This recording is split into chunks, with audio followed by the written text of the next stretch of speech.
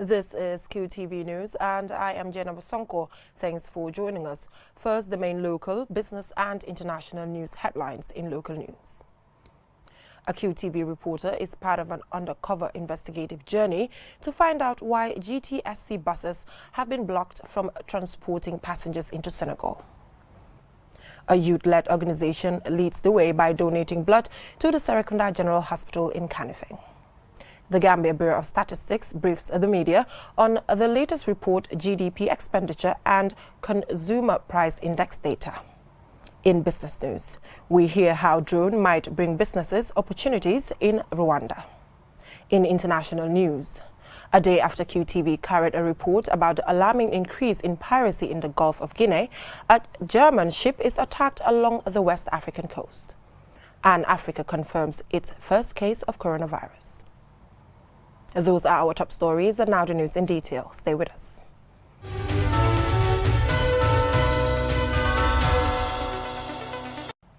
Thank you for joining us. For at least 2 months, GTSC buses have been blocked from transporting passengers into Senegal by Senegalese drivers and other civilians. QTV's Mamadou Lamin Choi was part of an undercover investigative journey to find out more, and he now reports. The journey involved authorities of the Gambia Transport Services Company and the Gambia Transport Union embarking on an undercover journey to gather first-hand evidence of the implementation, as opposed to the theory of protocols and agreements that bind both countries. It is a battle of wills between the peoples of two countries, signatories to the ECOWAS Free Movement Protocol, who also frequently claim to be only geographically separated but bound by the same language and culture. Recent events have seriously questioned this alleged bond. However, a standoff between peoples of two countries, which has simmered for at least 2 months, not only leaves much to be desired, but also much work to be done by government of both countries. Transportation between Senegal and the Gambia is threatened, thereby compromising the full implementation of ECOWAS Free Movement Protocol and a joint transport agreement which the two countries signed in 2017. The Senegalese operators observed that, or felt that, out of perception, that we are affecting their market base, and they persisted that we can only run 1 bus per direction per day. What transpires seems to give truth to the much leveled criticism of African accords, that they are strong on paper but weak on implementation. The GTSC officials, in company with the Gambia Transport Union's executives, have decided to join one of their buses to Senegal, disguising themselves within passengers in order to get first-hand experience of what happens when their buses cross a border to Senegal. The general manager of GTSC is optimistic that all will go well when we land in Senegal. Today is the beginning of call it a litmus test. And as I said, we hope that they will reason with us to allow brotherhood and sisterhood between the two countries to prevail. Groups of angry Senegalese civilians, some of whom appear to be drivers, and a row of coaches acting as a barrier, seem to confirm the claims of GTSC buses not being allowed to transport passengers to Senegal for the past 2 months. In contrast, Dakar Dem Dikk, Senegal's national public transport, keeps enjoying free movement into the Gambia. After more than half an hour of an overly rigorous and seemingly unnecessary security check at the Senegalese border police post, we are allowed to continue our journey to Dakar. However, this was only after a Star TV reporter was alleged to have been verbally assaulted and put in detention for at least 15 minutes. I believe when someone comes to you, at least make sure that you know what is the reason of the individual's being at your office also. But pushing me up to the extent of insulting me, pushing me, detaining me for 15 minutes is too bad. In fact, if you ask him what crime have I committed, he will not even know what to tell you. This came after the journalist produced to the police a laissez-passer travel permit. And in less than a 5 minutes drive into Senegal, the stage for a drama was set and actors ready to act on what seemed to be a coordinated and well-planned intimidation ahead of our arrival. Commotion erupted and a tense and aggressive situation looms.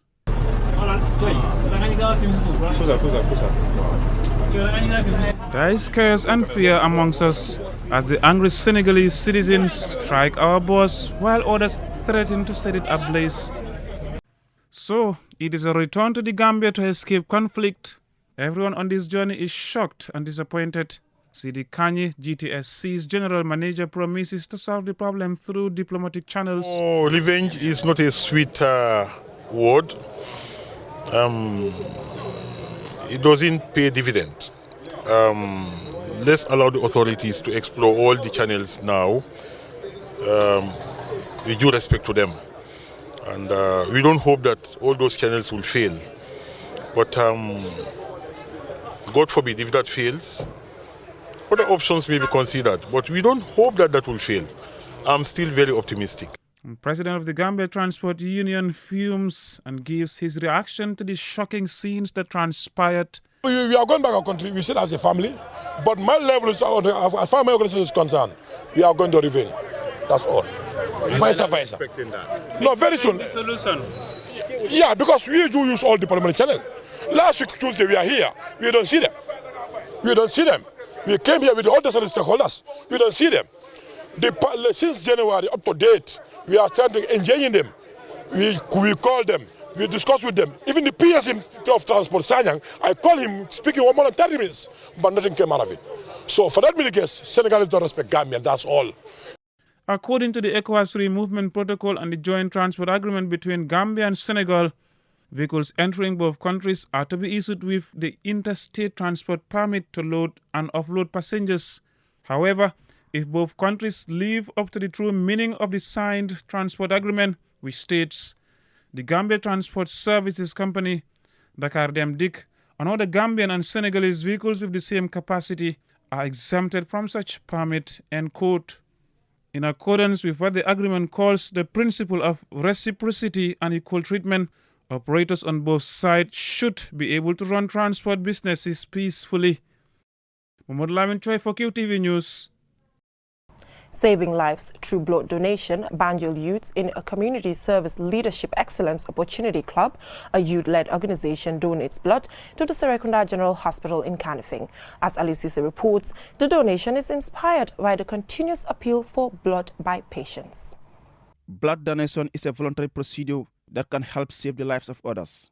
Millions of people need blood transfusions each year, including in the Gambia. The little or lack of blood in Gambian hospitals has compelled many with life-threatening illnesses to turn to social media seeking donors.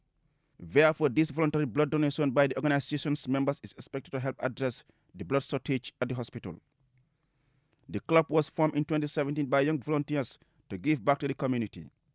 Its volunteers are engaged in various events like diabetes awareness racing, blood cleansing exercise, donation of clothes to orphanages, and sanitary materials to hospitals. Binta Keita is the president of the club. Coming here was something that we've been thinking as a team for the past 2 years, and we couldn't conclude exactly what can we do when it comes to health. And our projects every year, we divide them into 3. It's health, education, and humanitarian work. So we have been involved in our educational projects that we have started a foundation in Jare Tenda in CRR. So we were thinking health too, what can we do? And we saw that blood donation is a worthy cause, and it's like we see in our WhatsApp, Facebooks, people are sending someone needs a blood urgently, and we said, why can't we be proactive than waiting for a situation to happen? If we do this today, maybe we are saving a life tomorrow or even this evening. So that is why I and my team, we intervene in this area, and we choose Serekunda General Hospital because it's one of the biggest around in this area. So we said it's a worthy cause for us to come here today. Khalifa Sedi, who works at the Serekunda Hospital, said they have been receiving blood donors and comments the Banjul Youth in Community Services Leadership Experience Opportunity Club for the humanity service. Blood donation is very, very important as far as health is concerned. Number one, giving blood, the life you save may be your own. And secondly, before donating blood, number one, you will know your status, your health condition. They will check you, they will screen you, and they check everything. And that one is very important. If you donate you know your health condition. And then number one, secondly, we have maternity units here. And maternity, they need very, very important. They need blood because there is sometimes when the patient is, he's in labor, she maybe have bleedings, and that bleedings she may need blood very urgent. Sometimes they will normally come here, and it's very difficult to get blood. Especially we refer them to the army barracks, or PIU units. Those they are very helpful. It is hoped that other youth organizations will be inspired by the efforts of this organization to donate blood. As the saying goes, the life you save may be your own.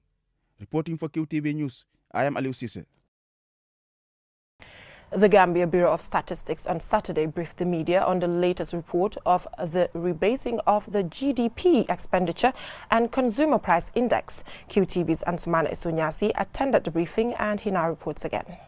Following the publication of its January 2020 index and its update of the official consumer price index, the Statistician General of the Gambia Bureau of Statistics, Nyakasi Mb Sanyang, says it is evident in all aspects of the country's socio-economic and environmental life that the availability of comprehensive, timely and accurate statistical information is crucial for effective national development. He adds that the historical inflation rates have not been affected by rescaling.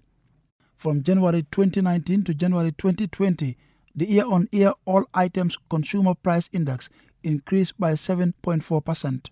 Food and non-alcoholic beverages increased by 7.9%, whilst non-food products rose by 6.8%. Good statistics are the foundation upon which scarce resources are allocated to fundamental needs such as health, housing, and education.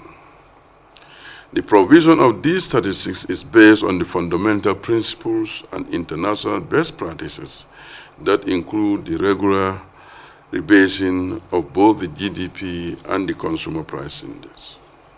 He also revealed that there has been an improvement on the GDP since 2019. Speaking earlier, the Acting Director of Economic Statistics, Samba Barrow, says rebasing is essential as it helps capture the most important activities in the economy.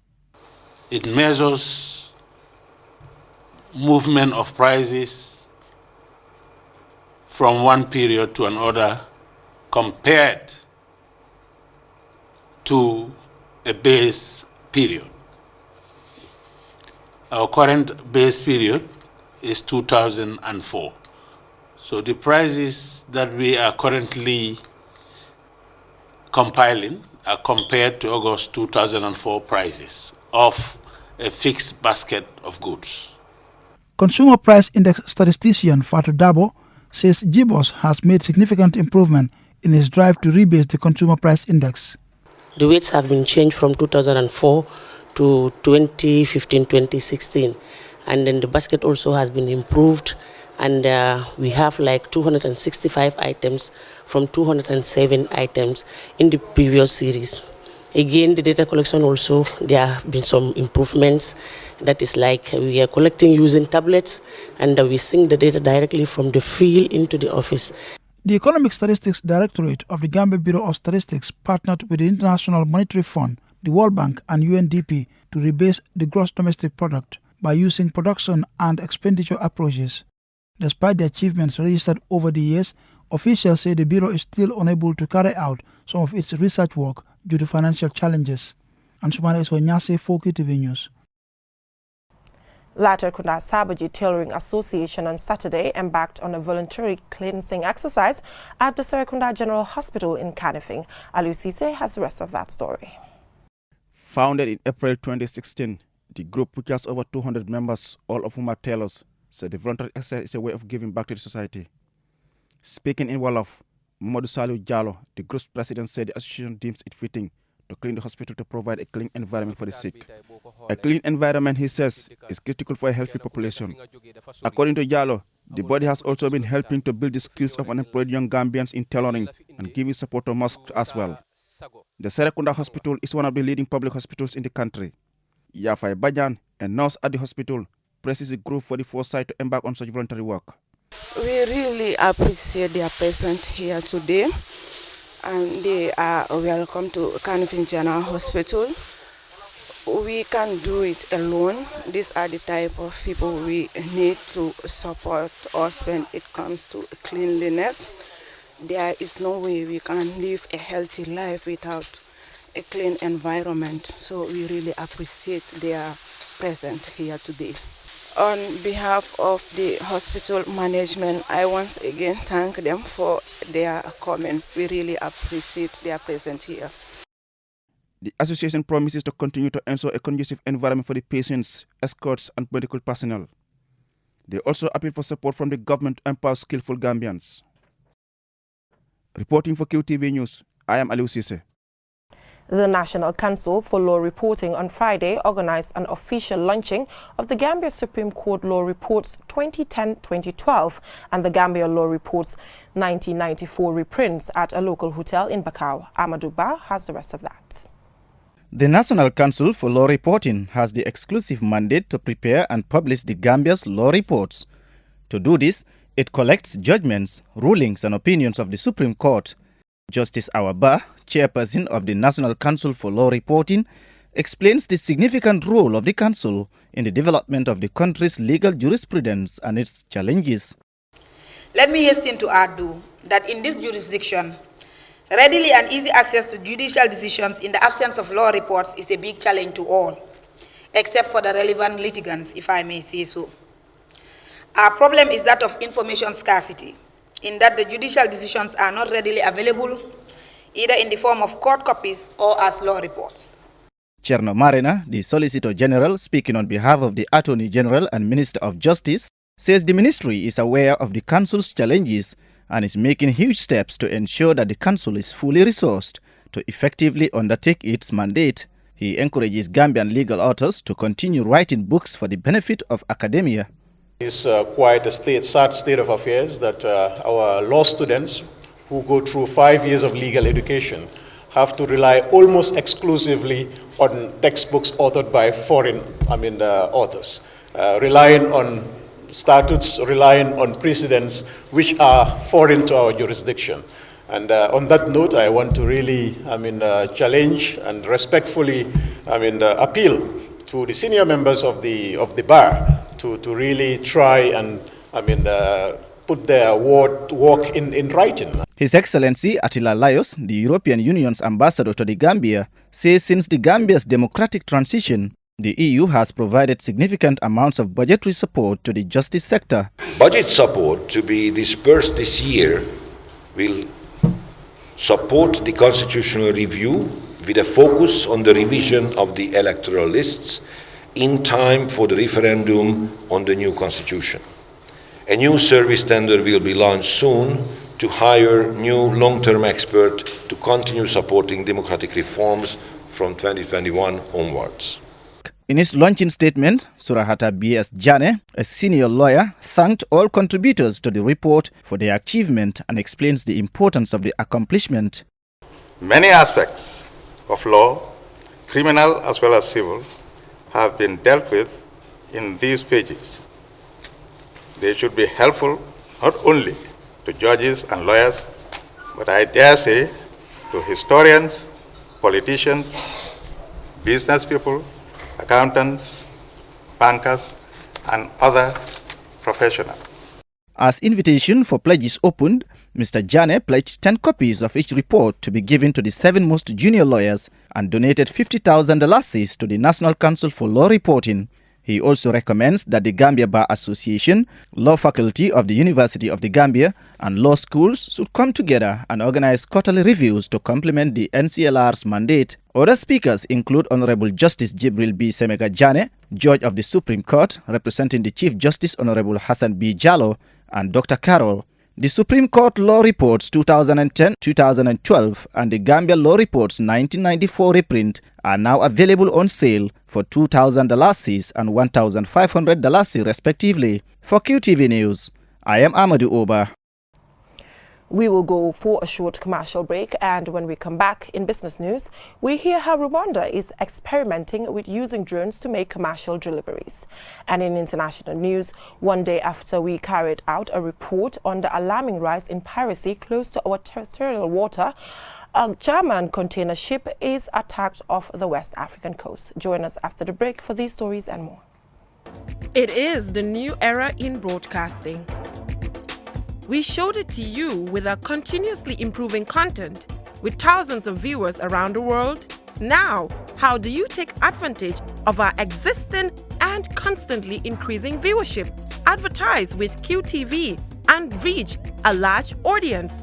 Call us on 3244 or email marketing@qtv.gm. Follow us on YouTube, Facebook, Twitter or Instagram. QTV Gambia. QTV, a new era in broadcasting.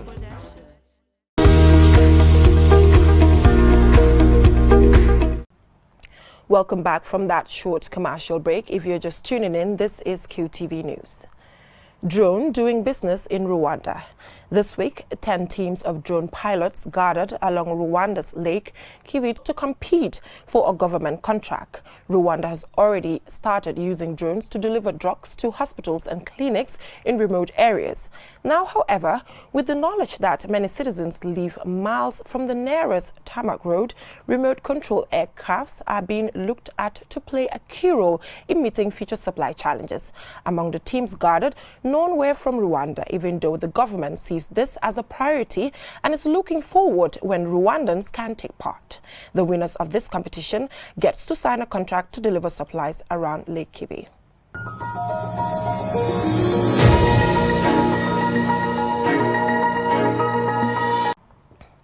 And now on to international news. Update on the alarming rise in piracy in the Gulf of Guinea. The day after we carried a report of the sharp upward spike in piracy in the Gulf of Guinea, a German ship has been attacked. The report says a vessel operated by a Hamburg-based shipping company was attacked by 2 speedboats in the Gulf of Guinea yesterday. The attack was off the Nigerian coast, according to the shipping company's spokesman. The spokesman says the ship's crew followed emergency procedures but did not see whether pirates had boarded the ship. Yesterday, we reported that 9 out of 10 maritime incidents of piracy and kidnappings for ransoms are reported in West African Gulf of Guinea, which stretches 5,700 kilometers, 3,500 miles from Senegal to Angola. And also, we reported that while the number of kidnappings by pirates decreased worldwide, the number reported in the Gulf of Guinea increased from 78 in 2018 to 121 in 2019. Africa confirms first case of coronavirus. Egypt has confirmed its first case of coronavirus, also the first known infection on the continent of Africa. The patient, who is not from Egypt, did not show any symptoms of being ill. Coronavirus, France announces first COVID-19 death in Europe. The French health minister has reported the first death from COVID-19 in Europe. It is thought to be the first death from the virus outside of Asia. The world's largest courier company, a German firm, has said it will halt package deliveries to China for logistical reasons. The coronavirus that emerged in central China at the end of last year has now killed almost 1,400 people.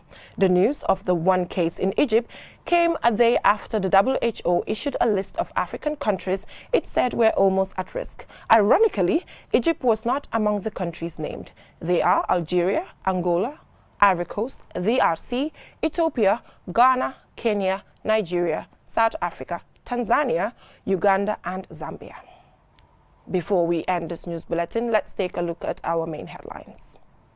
In local news, a QTV reporter is part of an undercover investigative journey to find out why GTSC buses have been blocked from transporting passengers into Senegal.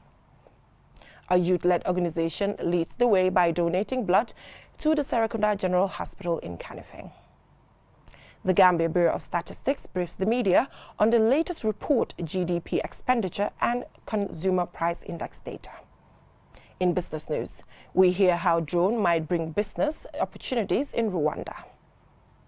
In international news, a day after QTV carried a report about the alarming increase in piracy in the Gulf of Guinea, a German ship is attacked along the West African coast. And Africa confirms its first case of coronavirus. Well, that is all we have for you in this edition of QTV News. Do join us tomorrow, same time for more news. Have a good weekend.